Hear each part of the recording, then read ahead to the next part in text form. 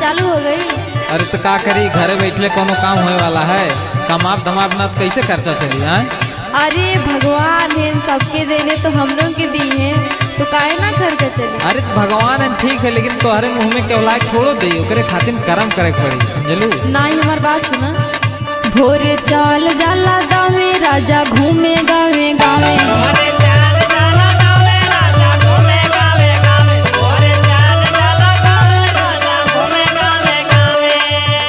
भोरे चाल जाला गावे राजा घूमे गावे गावे। हमर गेहूं जरल तोहरे थरे सरसे,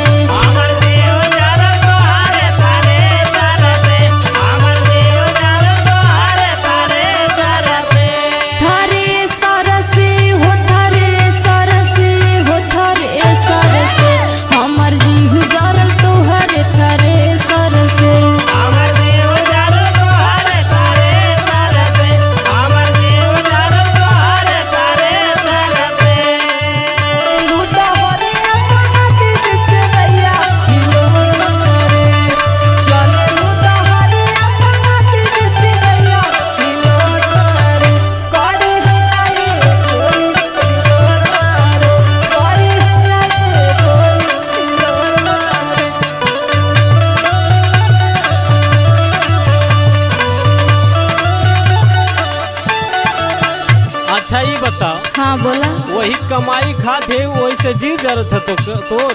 अच्छा कबो घरे रुकेला? अरे तो घरवा रुक के का करब, 4 दिन का लहर 12 कमा लेवे दे। अच्छा हमार बात सुना।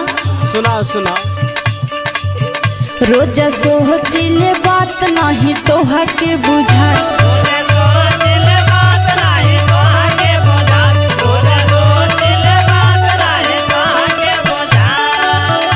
जानत बा कितना टेंशन हमें होला। कितना टेंशन होला रे? सुना। रोज सोचिले बात नहीं तोहा के बुझात, कहियो मार जाइब टेंशन के परे सर से।